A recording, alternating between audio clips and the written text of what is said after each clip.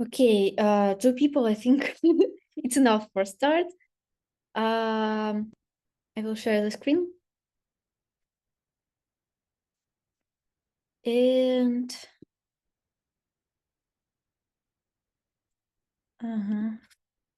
and here you will see a presentation. So welcome. And today we will explore advanced techniques in large language models, focusing on mixture of experts and parameter efficient fine-tuning. In short, we can name it PEFT, or mixture of expert we can in short name Maye. And we discussed on the previous lesson when we wrote code about we discussed PEFT methods, but we explored on few examples. It was prompt tuning and LoRa. So we will repeat these two methods. Also, we'll deeper into this topic more, and we will explore from the start to the end all details of these two topics. And then on the next lesson on Friday, we will explore two more advanced techniques in large language models, which are necessary nowadays and which will be very convenient for you in your projects in the future. Our session will cover the following topics: the necessity of advanced techniques in LLMs, and in-depth look at Maye, including its architecture, mathematical formulation, and examples in LLMs of mixture of expert usage. We will discuss G-shard, switch transformer, and others. You will see this in the middle of our discussion. Also, we will explore PEFT and its principles, various methods such as adapters, selective methods like bitfit soft prompts, LoRa, and others.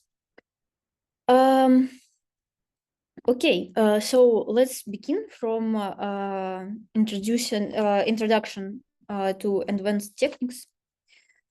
As LLM scale, and you saw it on previous lectures, we discussed that scaling of large language models is the main idea why large language models are so good.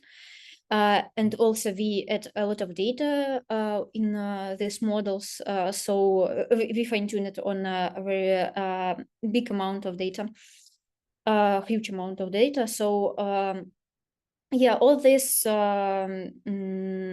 actions involve us to get a really long time of inference and training, and we need to we challenge with increasing computational demands. We challenge with overfitting and difficulties in domain adaptation. So advanced techniques like Maye and PEFT address these issues by enhancing efficiency, improving task-specific performance, and reducing resource consumption. Scaling large language models often leads to inference and overfitting.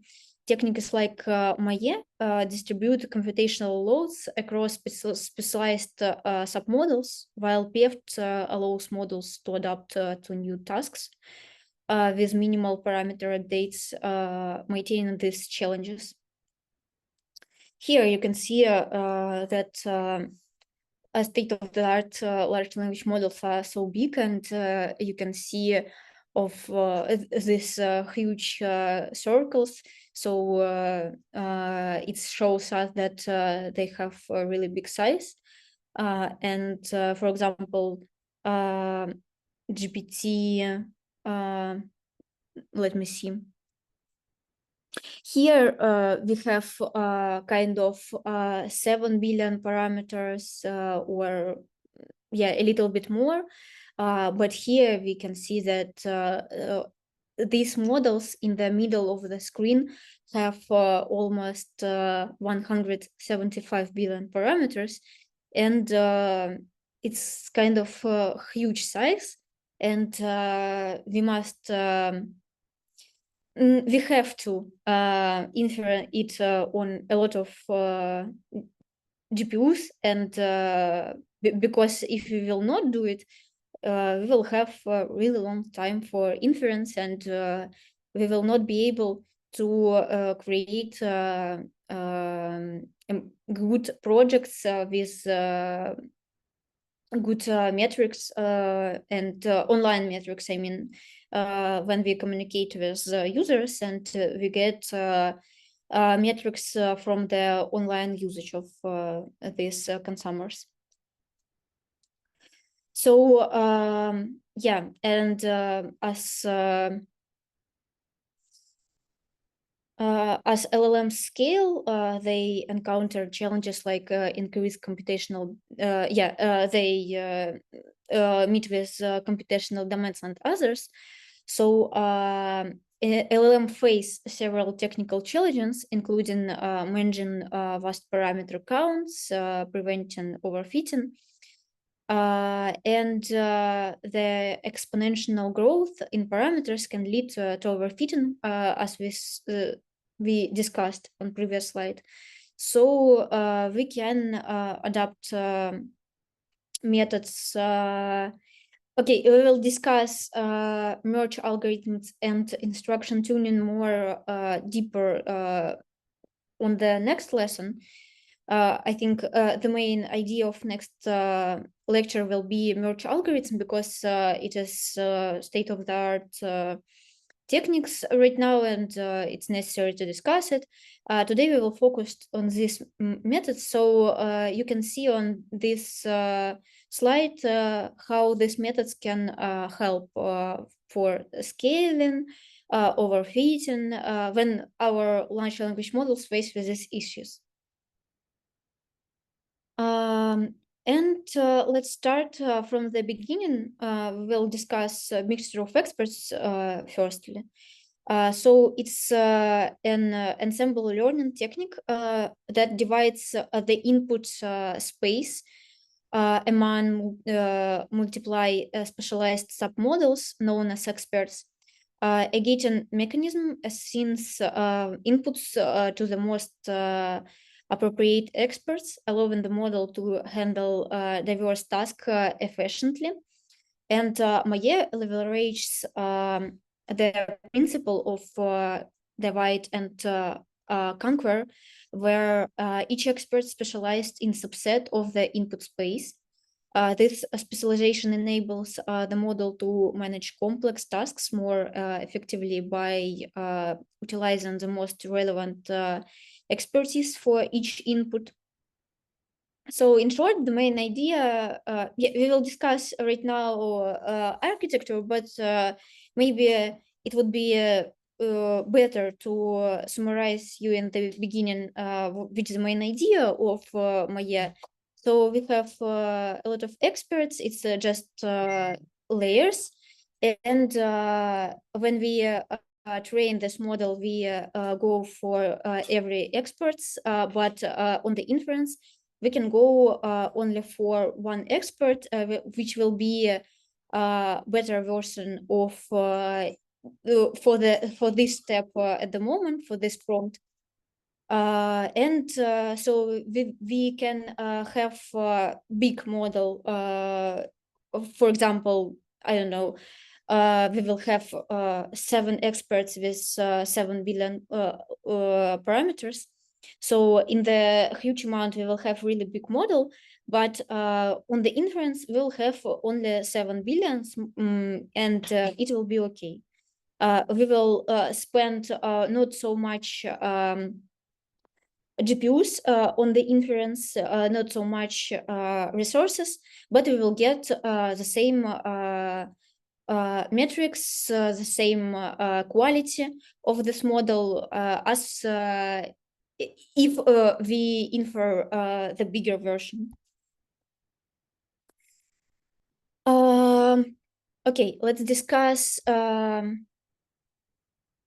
its principles, maybe its architectural details. So the Maya architecture consists of three main components. It's experts, a gating network, and a combiner. Each expert is a specialized submodel trained on a specific subset of data. The gating network evaluates incoming inputs and routes them to the most suitable experts. The combiner aggregates the outputs from the selected experts to produce the final output.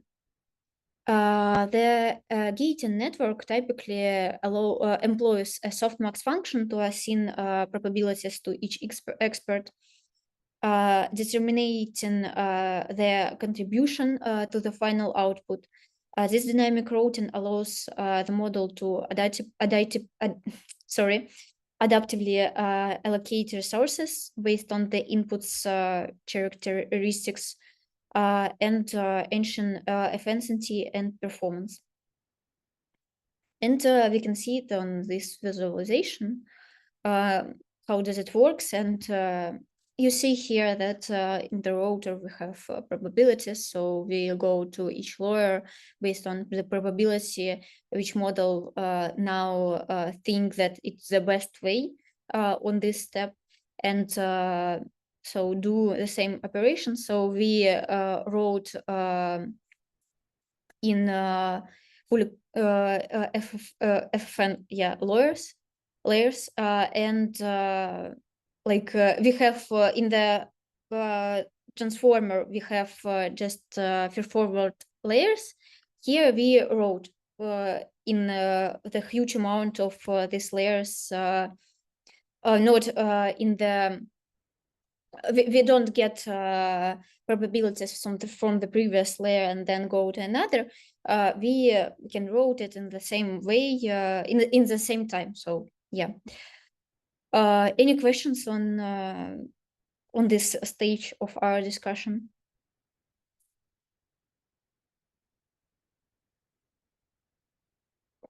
Okay. Do you hear me well? Yes. Okay. So I worried that I lost the sound or something. Okay, so let's continue in this case. Yeah, we discussed some architectural details and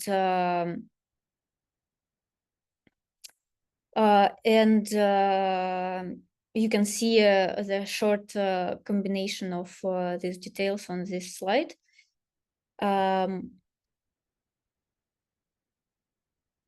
And let's talk about mathematical formalization of these methods.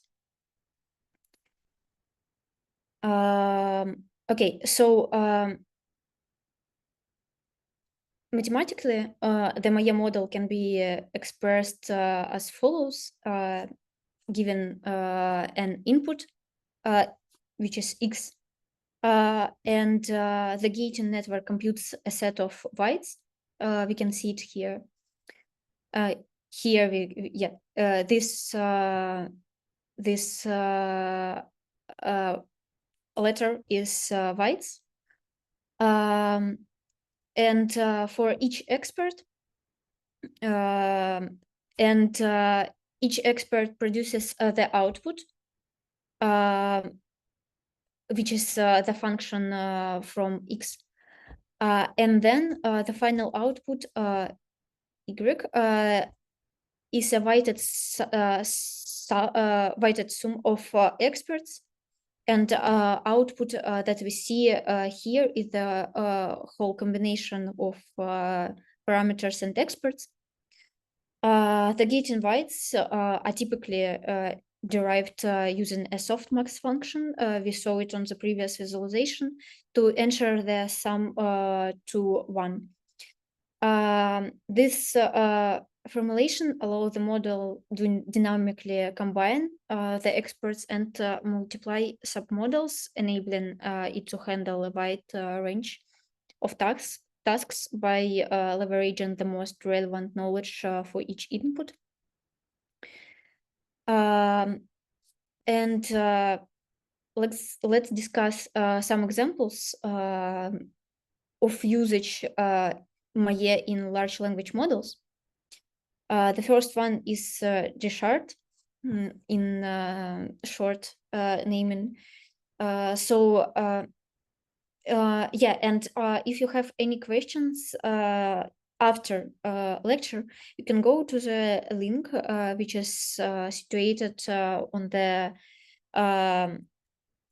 in the left side of the slide, and you can there achieve paper on the archive, and you can read it, and maybe it would be more clear for you when you will face with this paper. So it's a framework developed by Google to facilitate the scaling of large models using mixture of expert architectures. It introduces a set of lightweight annotation APIs and extends the XLA compiler. G-short allows for the distribution of model parameters and computation across multiple devices.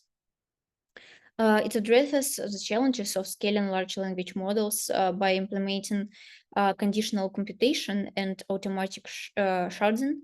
Conditional computation activates only a subset of model parameters experts for each input, reducing computational load.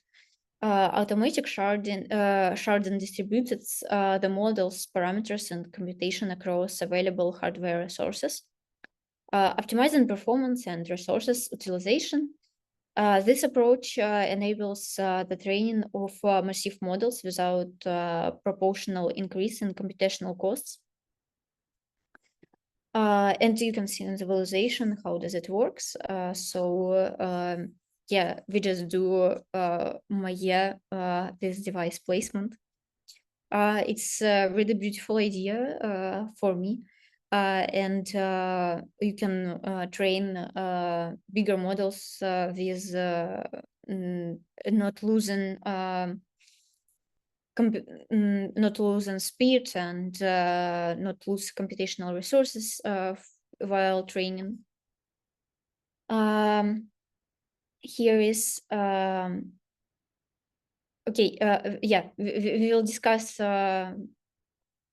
Let's keep it, and I will present switch transformer. There would be a slide about this. Maybe it would be not so logically good if I will discuss right now switch transformer and then return it in 3 slides. So yeah, we will discuss it, but let's right now discuss ST MAE, so or stable and transferable mixture of expert is a model designed to address the instability and transferability issues often encountered in MAE architectures. Incorporate several strategies to enhance training stability and improve performance across diverse tasks. These strategies include balanced routing to ensure even distribution of inputs among experts, auxiliary losses to prevent expert underutilization, and regulation techniques to maintain model stability during training.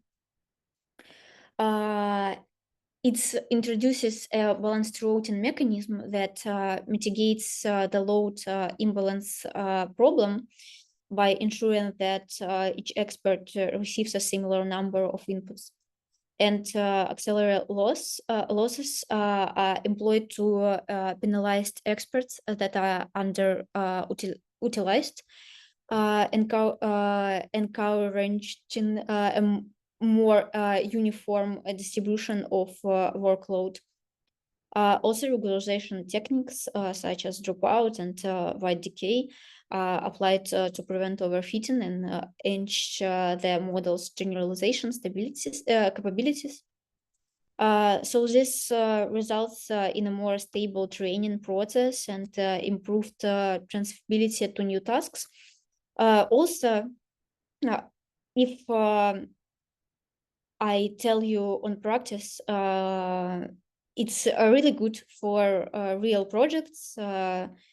Yeah, I work on marketplace, and so it was convenient for our project to use this kind of loss function, because it's very necessary on the real projects to utilize all experts in the same time.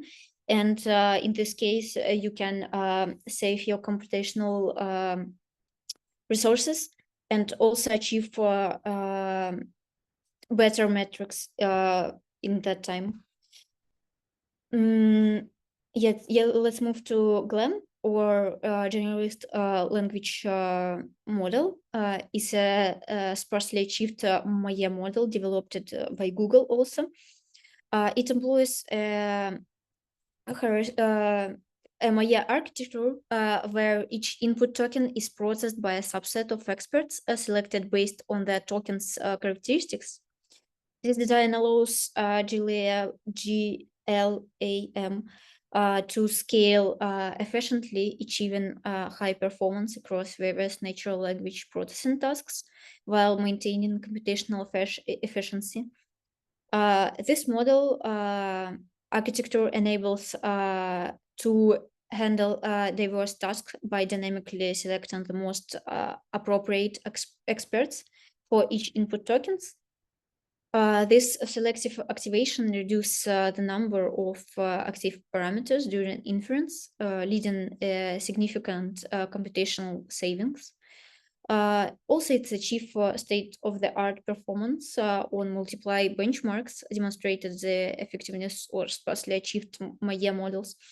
Maybe it's necessary to say that state-of-the-art in that time, when they released this work. But it's yeah, a very important architecture in a mixture of expert, and it works very good. So if you're interested in Maya and their training and fine-tuning, you can use it, and maybe you will achieve really good results. Also, we need to discuss the Maya. It's a vision mixture of experts. I know that right now we discuss vision large language models not for a lot of time, but I hope we will have maybe some extra courses or something like this, where we will dive into this topic and discuss multimodal architectures also. So this extends the Maya paradigm to computer vision tasks. It integrates Maya layers into vision transformer architectures. Also, I think on the one lesson I told you what is vision transformer and how we can process images in a sequence paradigm. And yeah, we integrate vision transformer architecture, allowing the model to handle complex visual data efficiently.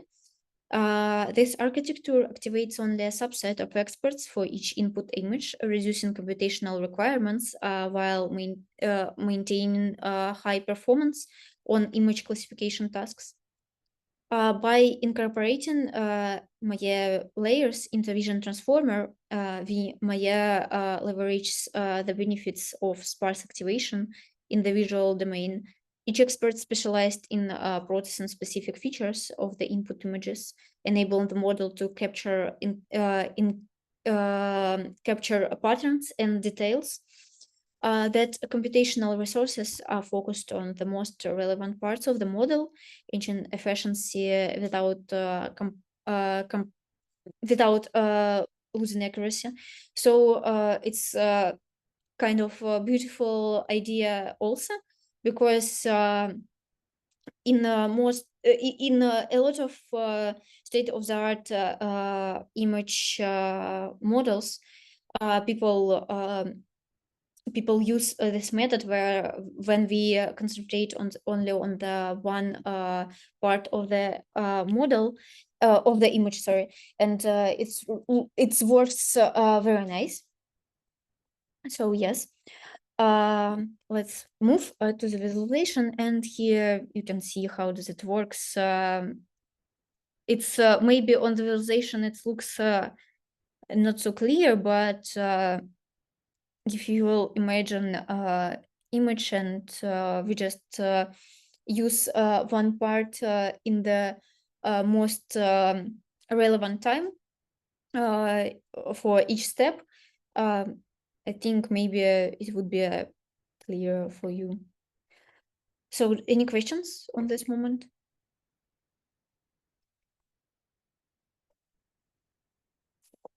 Okay, if not, yeah, I won't discuss switch transformer in detail now, and then I will go back to advantages and challenges. So switch transformer. The switch transformer is an advanced implementation of the mixture of experts architecture designed to scale models efficiently by activating only a subset of parameters for each input. This approach enables the creation of model with trillions of parameters while maintaining manageable computation costs. The switch transformer introduces a simplified routing mechanism that assigns each input token to a single expert selected from a pool of specialized submodels. This sparse activation strategy significantly reduces computational overhead compared to dense models, as only the most relevant expert process each input. The model employs a gated network to determine the appropriate expert for each token, ensuring efficient utilization of resources. Okay, let's discuss key features of this model. Maybe it will be better to move to the visualization. I don't know. So firstly, it's a sparse activation. By routing each token to a single expert, the switch transformer minimizes the number of active parameters during inference, leading to faster processing times and reducing energy consumptions. The second one is scalability. The architecture supports the scaling of the model to trillions of parameters without proportional increase in computational requirements, making it feasibly to train and deploy extremely large models. And the last one is training stability. The model techniques such as auxiliary loss, which we discussed in maybe 3 slides before, function in and balanced routing to address training instabilities commonly associated with Maya architectures, resulting in more reliable convergence during training. And also switch transformer has been applied to various natural language processing tasks, including machine translation, text summarization, question answering, and others. Its ability to handle large-scale data efficiently makes it suitable for deployment in production environments, where both performance and resource utilization are crucial considerations. There are some challenges. It's routing overhead. implementing the gating mechanism introduces additional complexity, which can impact overall system performance if not managed, and also expert utilization. Ensuring balanced utilization of experts is crucial to prevent certain experts from becoming overhead and while other remain under utilization, and this lead to suboptimal model performance. So in summary, switch transformer represents a significant advancement in Maya architecture and offering a scalable and efficient solution for training large language models by leveraging sparse activations and specialized expert networks.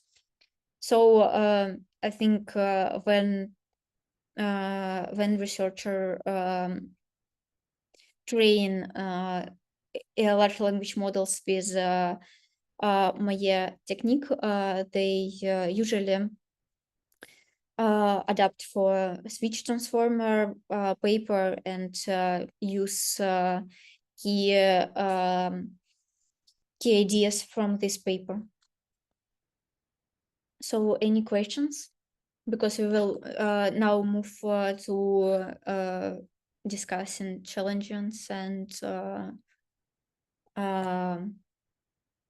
yeah, we will just end our topic. Maybe any questions right now?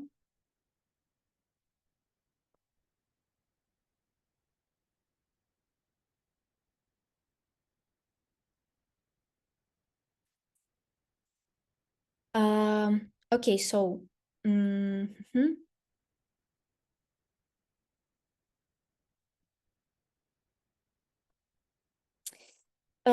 so I faced a lot of challenges and limitations in Maya technique, and the key benefits of this technique is that we can route from a lot of experts at the same time. We can adapt the best expert in that time, in that step, in the moment, and also it's very important to some researcher challenge with utilization of experts, and we discussed it a lot.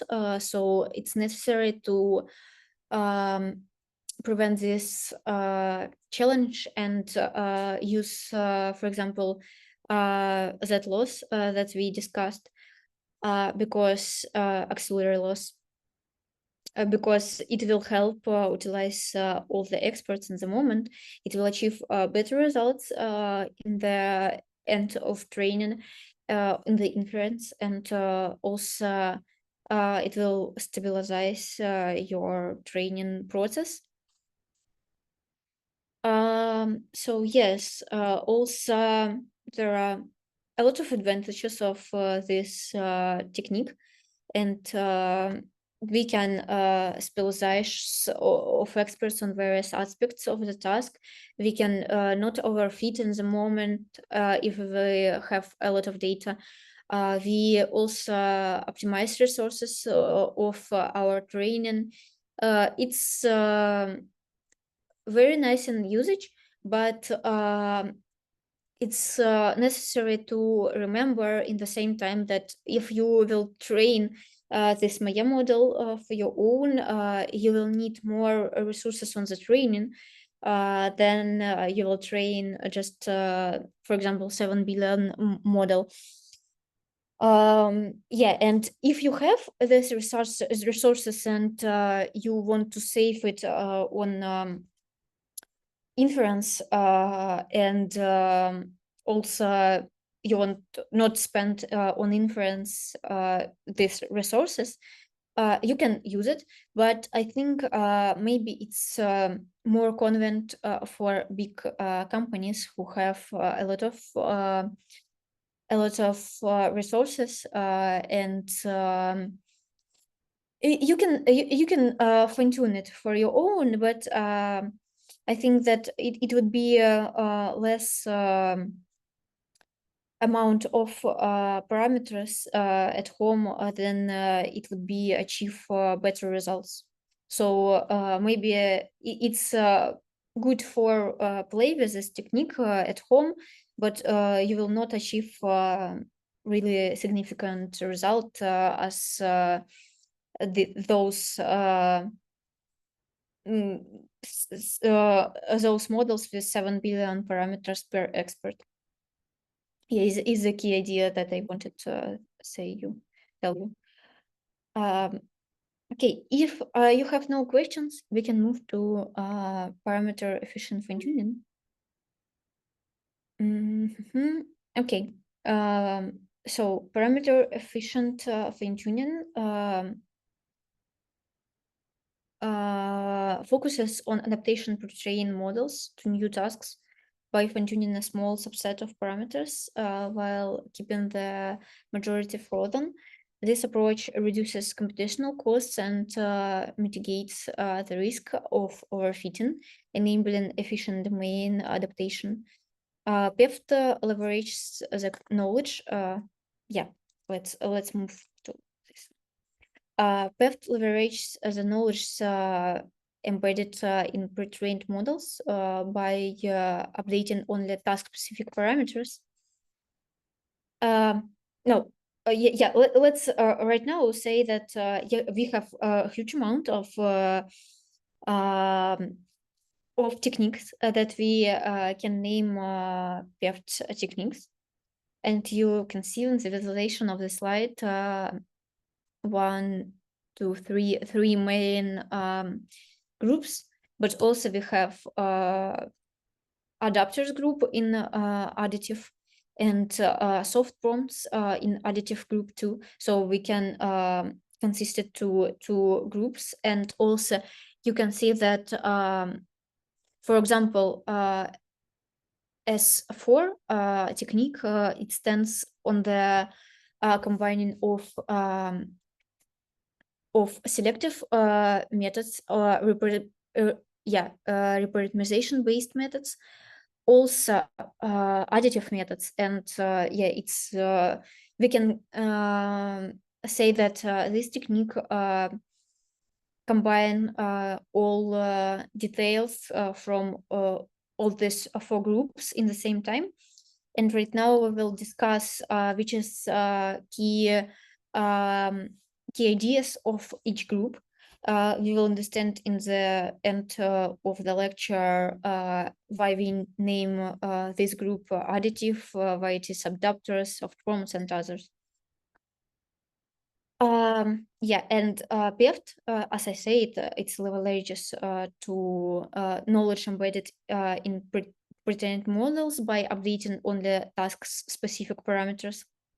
This selective fine-tuning preserves the general capabilities of the model while allowing for specialization results in efficient adaptation to new tasks with minimal resource with minimal resource costs.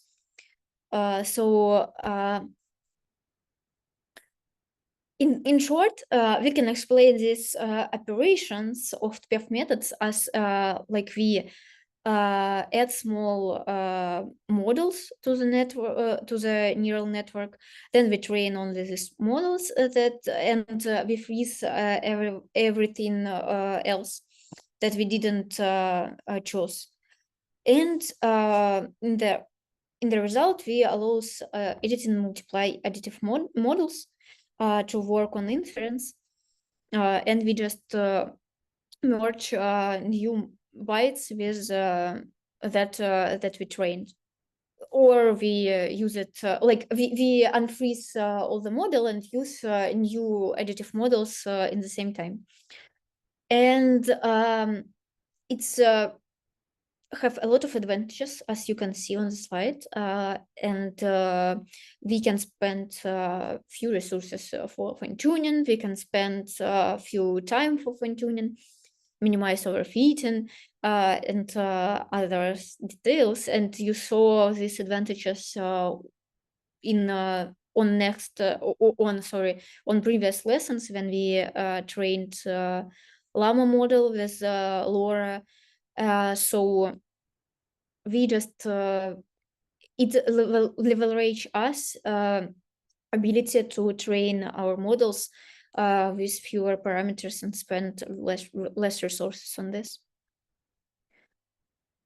Okay, let's discuss. Yeah, here I created a slide that visualizes how does it works, and we discussed it on the previous, but we can a little bit repeat it in the same way, but maybe change something with visualization.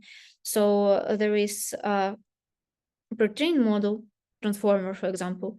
We keep frozen all the parameters that we don't need to update right now. Usually we can update, for example, only attention mechanism, and there was research papers that showed that we can update only attention mechanism, and it would work really good. We will achieve a high percent of quality on our task. That paper focused on translation task, but in my opinion, we can move to other tasks, and we will achieve these results too. So we spend less time for training and less storage space, because in most of these techniques we don't store model parameters when we freeze it, because we don't calculate activations or highly cost operations, and we discussed such of this topic on previous lesson. On when we wrote code, we had gradient checkpoint, and so we discussed how we can that there are a lot of techniques when we don't do operations that cost a lot. Okay, and here is the first group of PEFT methods. It's the main group because when I learned for this big topic, I wanted to learn it from the beginning till the end, from the beginning when people first time created one of the technique, and adapters was the first one which achieved good results, and it led for a lot of other techniques, and you see how huge right now this parameter efficient fine-tuning methods. So adapters are additional models increased into the layers of pre-trained model that trained on new task, while the original model parameters remain unchanged. And this modular approach facilitates efficient task adaptation and allows for easy switching between tasks by activating the corresponding adapters. Also, adapters function task-specific extensions to the pre-trained model, and it enables them to handle new tasks without altering its core parameters. This modularity not only enhanced flexibility, but also reduced the risk of catastrophic forgetting. Other regional models' knowledge is preserved. Also, I want to tell you that adapters led for a lot of research papers, and I was a big fan of one of the papers, maybe it was a year ago or maybe more. So DeepMind created adapters that could switch for different languages, and you will be you able to fine-tune a model on, for example, English language, and then you add another adapter, and you can in the result use it on Russian language, because on the training you will pass gradients for all these adapters for the language in the same time. Then you will not use English adapter, and you will use only Russian adapter. So model move to it's achieve knowledges, and when you turn off adapter for the English language, it shows ability of transferring from one language to another. But right now we have so huge large language models that they show on zero shot. They show this ability like in zero shot way, and you this deep mind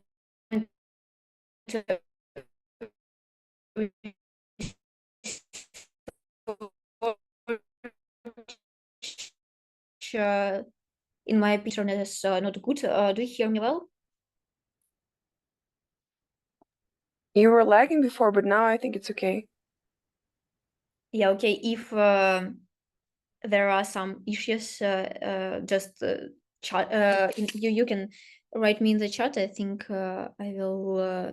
I will see it, and maybe I will stop for a while.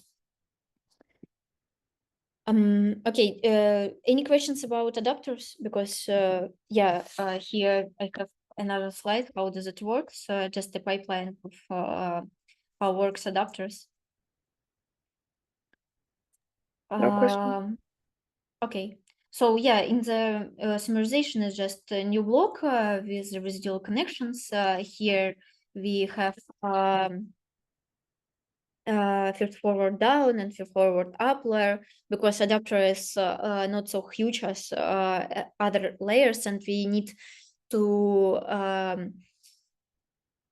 follow our hidden dimensions of the matrices. So because of this, we need these layers which are which help us to set adapter a little bit in smaller dimension.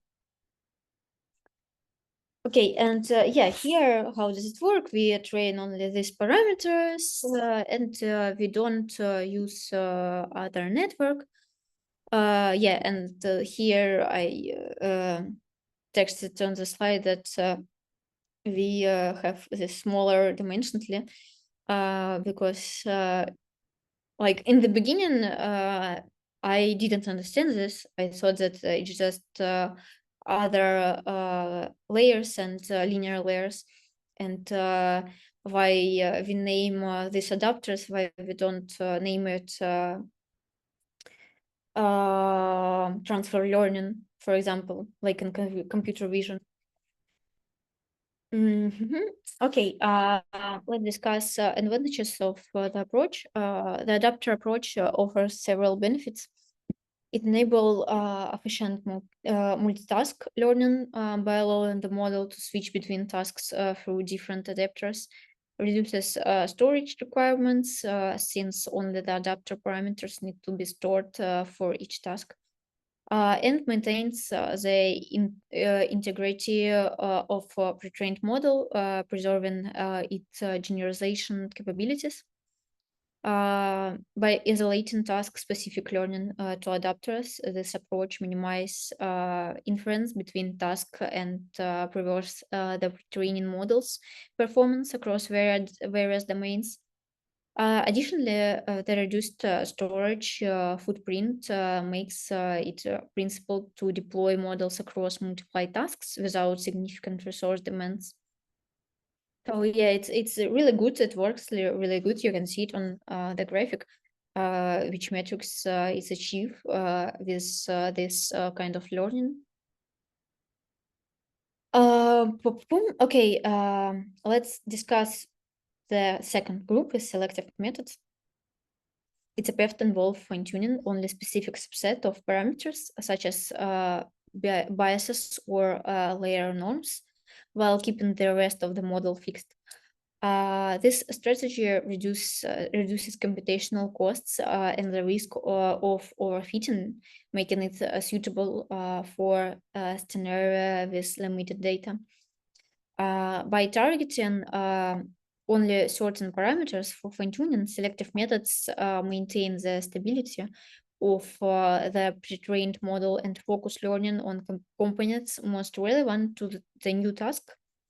This selective adaptation ensures efficient use of resources and enhances the model's ability to generalize from limited data.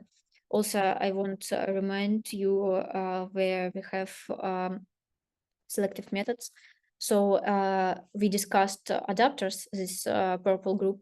We start to discuss yellow group, which is not in the huge connections of two groups. Okay, let's continue. Yeah, here we have example of selective method. Maybe I would say that right now it's not so wide. It's not so popular. Like for example, LoRa's, which is repartimization based methods. But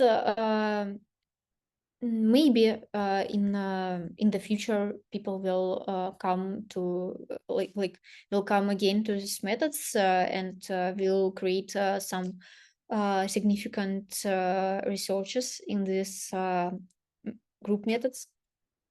So how bitfit works. It's a selective fine-tuned method, but that updates only the bias terms of pre-trained model by adjusting the parameters. Bitfit achieves task adaptation with minimal computational overhead and storage requirements, making it an efficient approach for fine-tuning large models. Bias terms play a crucial role in adjusting the output of neurons, and fine-tuning them allows the model to adapt new tasks without altering the core weights. This approach preserves the pre-trained model's knowledge and enables efficient adaptation with minimal parameter update footprint. Let's move to the soft prompts. In the beginning, let's see where is this method. It's here. And yeah, let's just remember that it's like some green color, and then we will explain what does it mean, and then we will return to the picture. So soft prompts involve editing trainable embeddings for the input data, guiding the model to perform specific tasks without modifying its parameters. This technique allows for flexibly task adaptation that can combine with other PEFT methods to ensure performance. Soft prompt function are stack-specific cues that the model's behavior by modifying the input representation, and this method leverages the pre-trained model's capabilities and directs its attention to relevant aspects for the task, facilitating efficient adaptation without altering the model's architecture. We discussed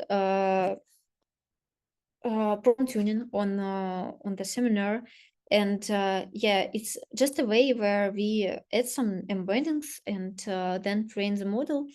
It's so flexible kind of fine-tuning, and as I said, you can combine it with another groups and methods of fine-tuning.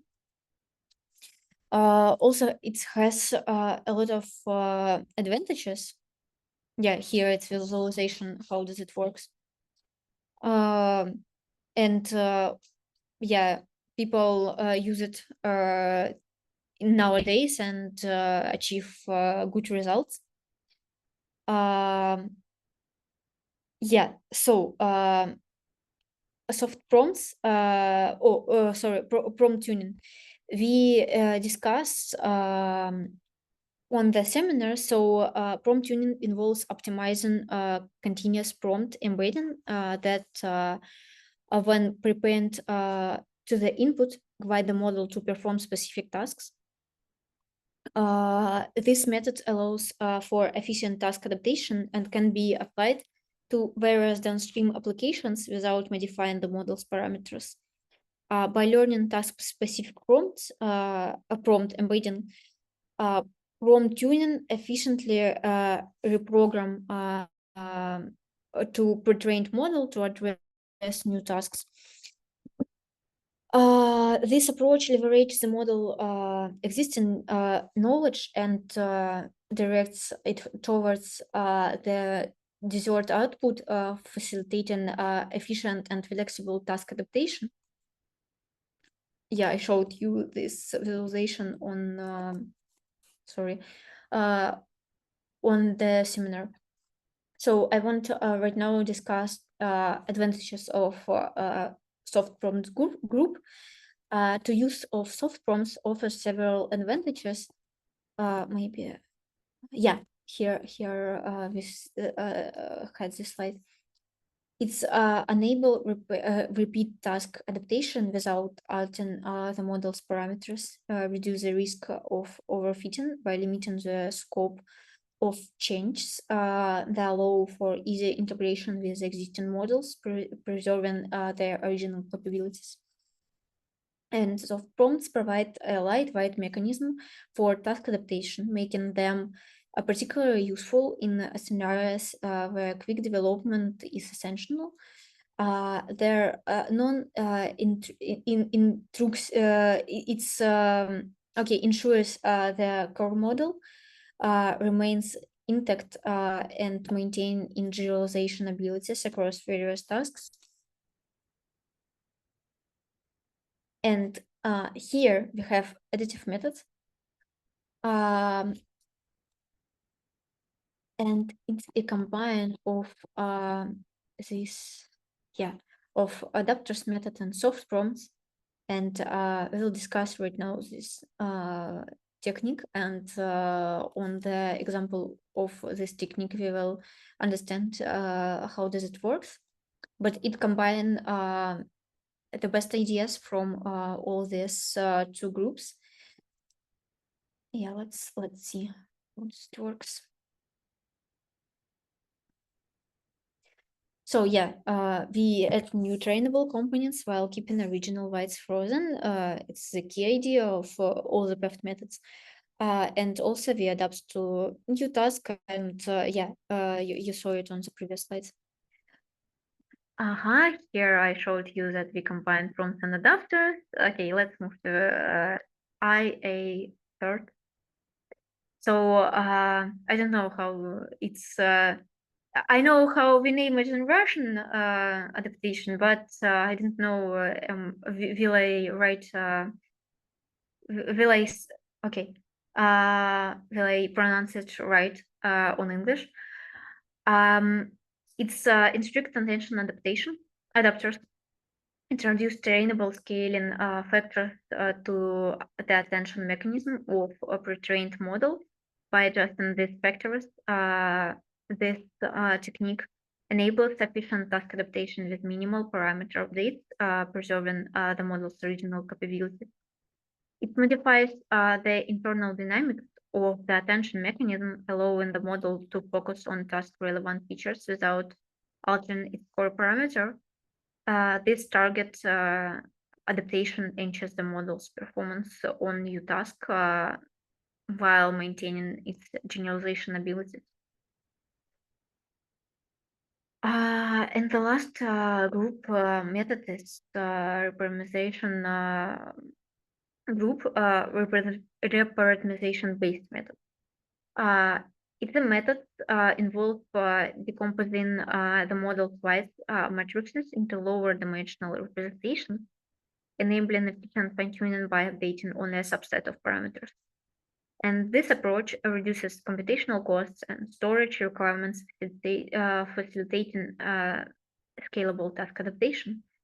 And now we will discuss how LoRa works and why we name it reparameterization-based method. But I won't tell you how okay, when I learned for PEF methods and I learned what is reparameterization-based method, in the beginning, it was not so popular and widespread group because people before LoRa method researched, people stored initial matrices of the model also with low rank matrices. And in this case, they had a lot of resources. They spent a lot of resources for store this big matrix in the memory. And because of this, we didn't get so much achievements of using this group method. But then people who created LoRa, they said that we can not store this big matrix.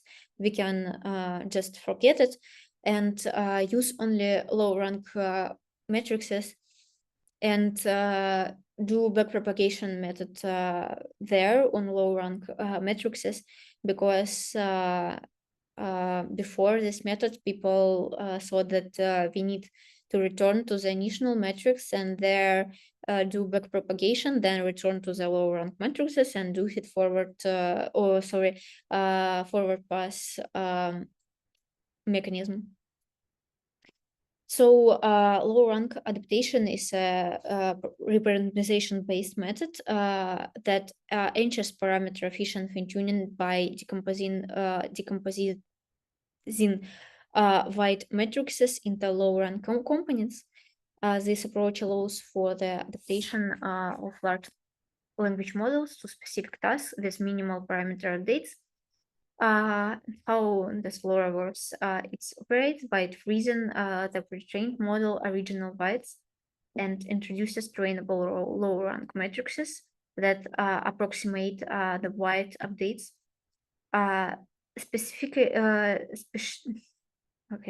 White matrix, which we can see here on the slide, it's W. So is expressed as let's see this formula. No, we cannot see this formula. Okay, it's like W. It's a sum of W with 0 and this up to this matrix. So 0 is the original white matrix, and this one is a multiply A to B matrices. It represents the low rank update with B and A being low rank matrices. This decomposition leverages the observation that white updates during fine-tuning often recite a low-dimensional subspace, allowing the efficient adaptation with a significantly reduced number of trainable parameters. Also, LoRa, here we have good visualization, offers several advantages. It significantly reduces the number of trainable parameters during fine-tuning, thereby lowering computational and storage demands. Additionally, by focus on Sorry, low rank updates. LoRa mitigates the risk of overfitting and facilitates faster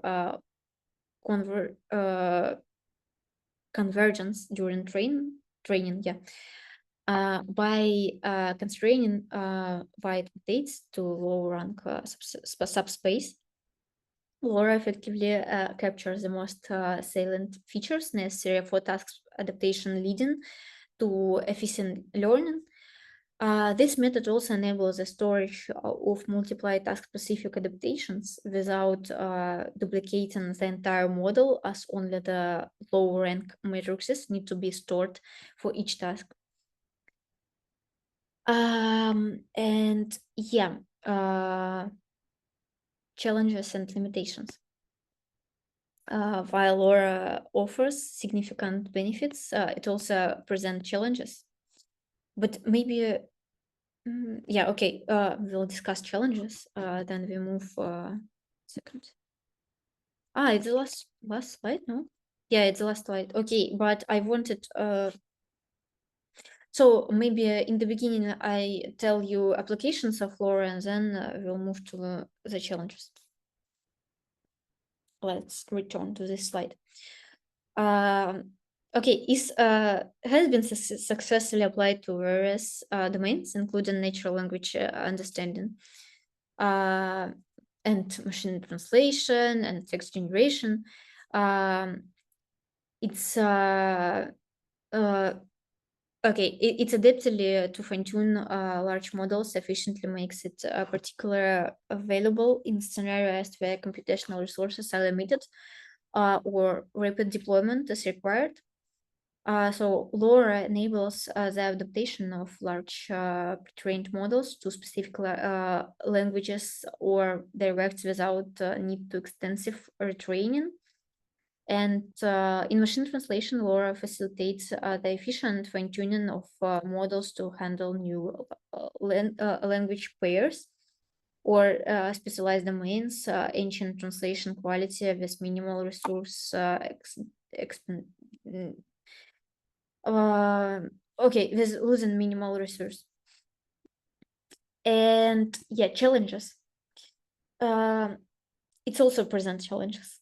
Determine the optimal rank for the low rank matrices is crucial, as an inappropriate choice can lead to suboptimal performance. And additionally, integrating LoRa into existing training pipelines may require adjustment. Okay, adjustments to accommodate the representation process, and selective appropriate rank for the low rank matrices involves a trade-off between model capacity and efficiency. Also, rank that is too low may fail to capture the necessary information for task adaptation, while a rank that is too high may negate the computational advantages of LoRa. Therefore, careful experimentation and validation are essentially to identify the optimal configuration for each specific application.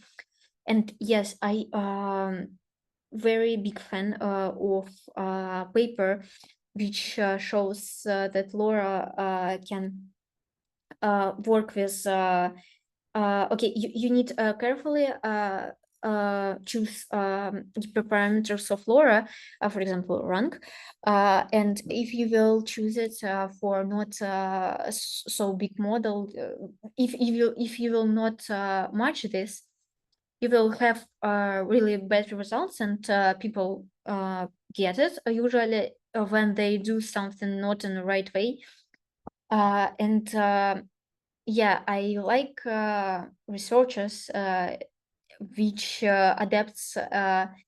You can choose different parameters beside on. Okay, you can choose it with some methods. For example, TPE, which is like it's bias-based methods, and it's really good. Aptuna library have this method in the as idea of choosing hyperparameters in the better way. But also I like papers that train some layer that will choose each hyperparameter at the same time in the one time, and yeah, it's really cool. So yeah, let's discuss right now future directions, and I think it's enough for now. So research in LoRa aims to ensure inability and efficiency. This includes development methods to automatically determine optimal ranks, how I say to you, and integrating LoRa with other parameter efficient fine-tuning techniques. And its applications to multimodal models that process diverse data types. Its advancements in automated rank selection could involve the use of meta-learning approaches that learn to predict the optimal rank based on task characteristics. Combining LoRa with techniques such as prompt tuning or adapters may lead to like it will combine main the best techniques from all these methods and will ensure good performance.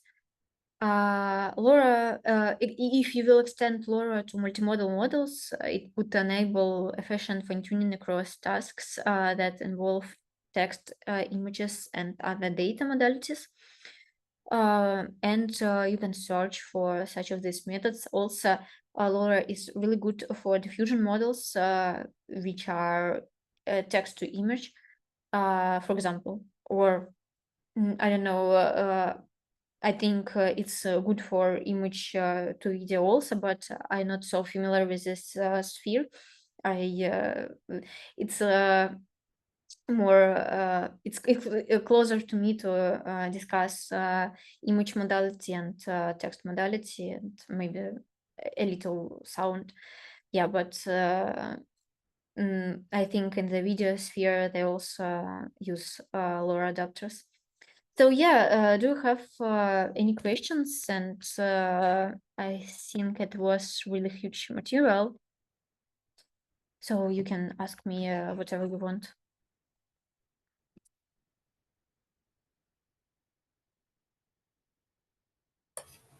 Yes, it was a lot of material. Well, thank you very much. But my question is about the submission of homework 3.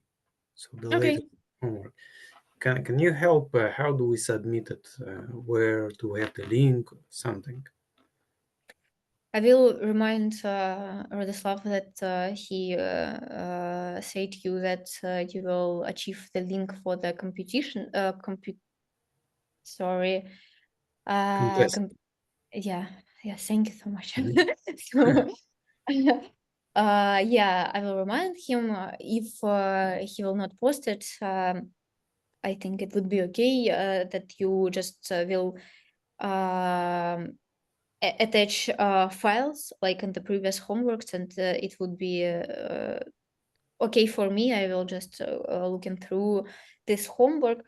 But in the best way, he will attach the link to the contest, and you will upload there that file which I posted in the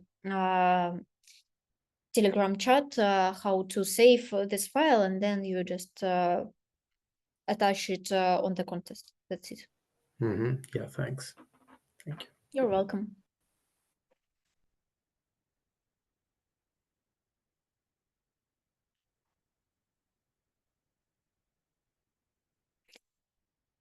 Okay.